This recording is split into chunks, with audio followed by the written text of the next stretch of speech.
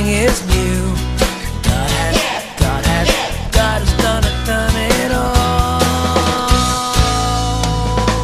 He sent us Jesus to fix all the pieces of our lives and make us totally new. God has done it, God has done it all. God has done it, God has done it all. The past is forgotten, everything is new. God has done it all. He sent us Jesus to offer us peace, so that everyone can be friends with God. God has done it all. God has done it all.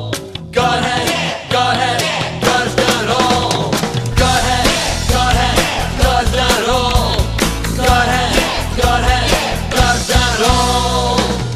God has done it, God has done it all. God has done it, God has done it all. The past is forgotten, everything is new. God has done it, done it.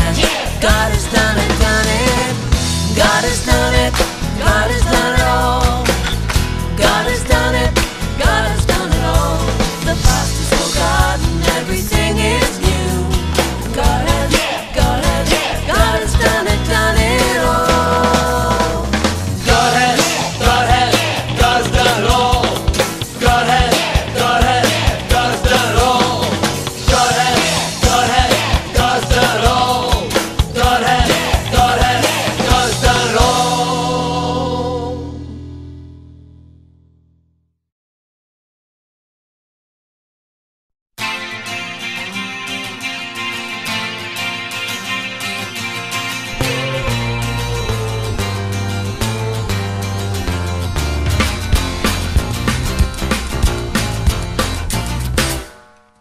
Active and alive, powerful and inspired. The word of God is sharper than a two-edged sword. Active and alive, powerful and inspired. The very words of God are in my hands. It's awesome and exciting. It really blows my mind. God talks to me this way. Introduces me to Jesus, to be my friend each day, to be my friend each day, to be my friend each day. Active and alive, powerful and inspired. The word of God is sharper than a two-edged sword. Active and alive, powerful and inspired. The very words of God are in my hands. Hey. It's awesome and exciting. It really blows my mind. God talks to me this way. Introduces me to Jesus, to be my friend each day, to be my friend each day, to be my friend each day.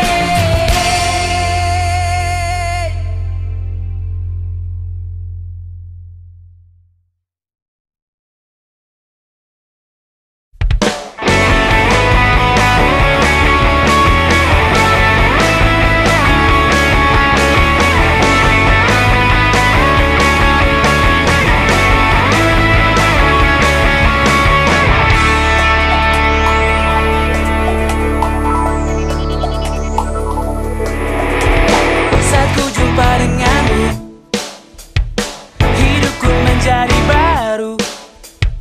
Kau selalu di hatiku, selamanya bertahta di atasku. Saat kau sentuh hatiku dengan lembut kasih-Mu, kau beri warna di hidupku, selamanya bersuka di dalam-Mu. Yesus, kau raja di hidupku, sebab Engkau telah menebusku. Kau Tuhan juru selamatku, ku berikan seluruh hidupku.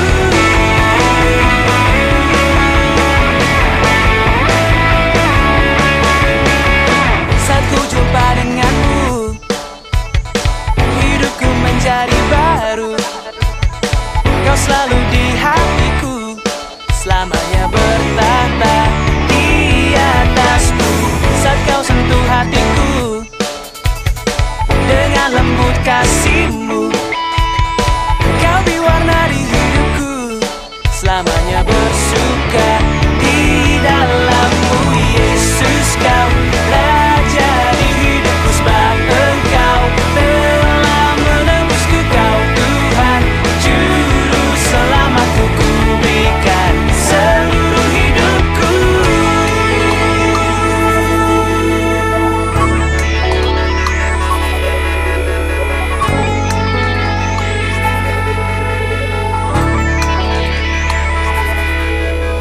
Raja di hidupku, raja di hidupku, raja di hidupku, raja di hidupku, raja di hidupku, raja di hidupku, raja di hidupku. Selamanya bersuka di dalammu. Yesus, kau raja di hidupku, sebab engkau telah menebusku. Kau Tuhan juru selamatku, ku berikan seluruh hidupku.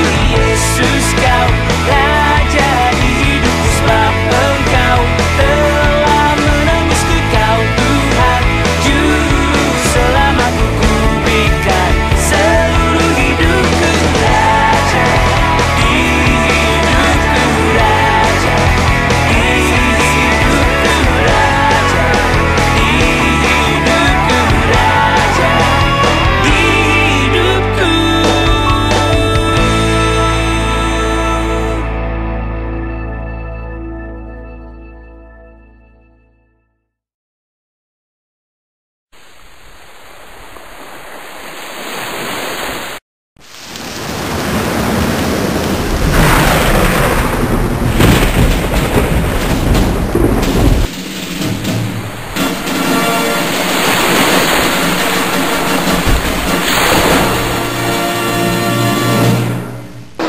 Slamet adalah seorang penjual koran di pinggir jalan. Tapi suatu hari,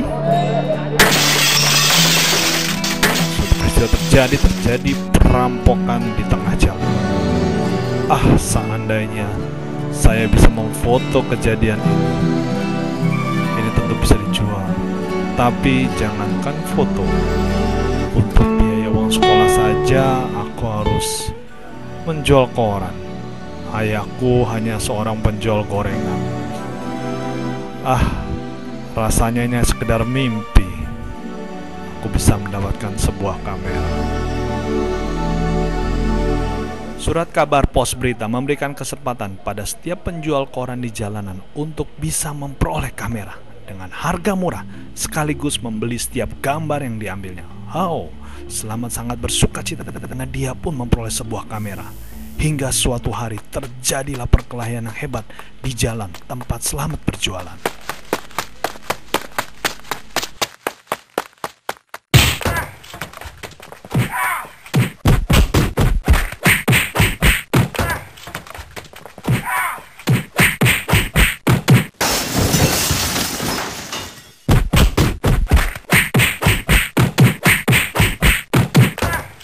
Slamet tidak mensia-siakan kesempatan ini. Dia mengambil foto sebanyak-banyaknya dari perkelahian yang sangat hebat ini.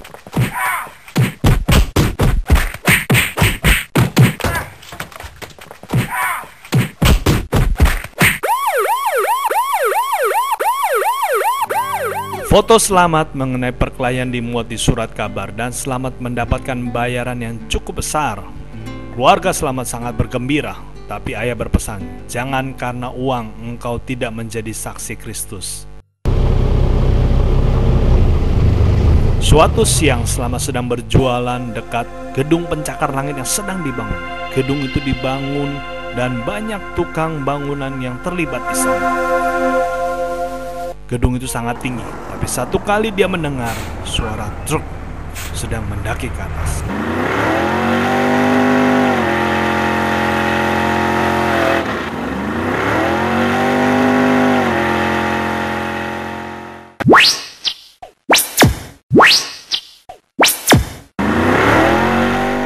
segera truk tersebut terbalik dan terjadi ledakan. Semua orang terkejut karena api segera melahap bangunan yang sedang dibangun. Dan tidak hanya itu saja, percikan-percikan api mengenai rumah-rumah yang ada di sekeliling bangunan yang sedang dibangun. Dan sebuah rumah terbakar yang sedang dibangun. Dan tidak hanya itu saja, percikan-percikan api mengenai rumah-rumah yang ada di sekeliling bangunan yang sedang dibangun. Dan sebuah rumah terbakar. Selamat segera melempar koran yang dijualnya. Dia segera mengambil kameranya dan berusaha mencari gambar yang baik untuk diambilnya. Dan dia berusaha mendapatkan gambar yang terbaik. Wow, ini pasti fotoku akan dibayar mahal oleh pemimpin surat kabar dan akan dimuat di surat kabar esok hari. Selamat sangat bergairah. Dia segera mengitari dan menghampiri rumah yang terbakar itu. Tapi dia mendengar ada suara anak yang berteriak minta tolong dari dalam rumah yang terbakar. Wah, kalau aku menunggu pemadam kebakaran itu akan terlambat. Aku masuk ke dalam. Selamat masuk ke dalam rumah yang terbakar.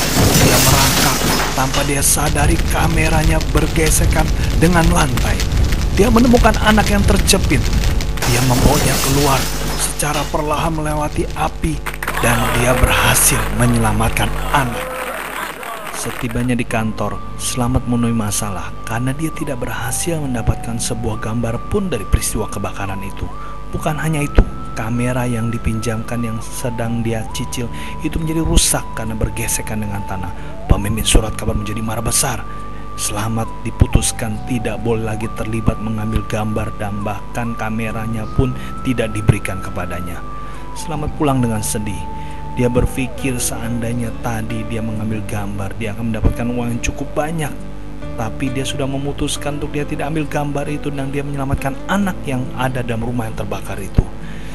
Selamat pulang dan dia berpikir apakah dia salah karena dia menyelamatkan anak yang terbakar itu. Kalau tidak, tentu dia masih memiliki kamera yang dia sayang. Tapi sekarang kameranya itu sudah diambil oleh pemimpin surat kabar. Tapi pada saat dia berjalan pulang, Tuhan berbicara di hatinya. Selamat anakku, engkau tidak salah memilih. Karena anak yang kau selamatkan di dalam rumah terbakar, itu adalah kesayanganku. Engkau sudah memilih yang terbaik, karena itu sudah menyenangkan hatiku. Selamat, perlahan-lahan dia tersenyum.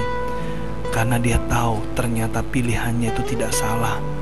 Apa yang dilakukan membawa anak itu selamat keluar dari rumah yang terbakar ternyata itu menyenangkan hati Tuhan. Dan itu ada pilihan yang sangat tepat. Selamat perlahan-lahan dia tersenyum dan dia bangga karena dia sudah memilih pilihan yang tepat. Dia sangat bersuka cita sekalipun dia tidak boleh lagi meliput gambar. Dia sekarang tetap bekerja dalam kantor surat kabar tapi hanya sebagai petugas kebersihan. Tapi bagi Selamat itu tidak masalah. Yang penting dia menyenangkan hati Tuhan karena itu pilihan yang terbaik yang dia ambil di dalam kehidupannya.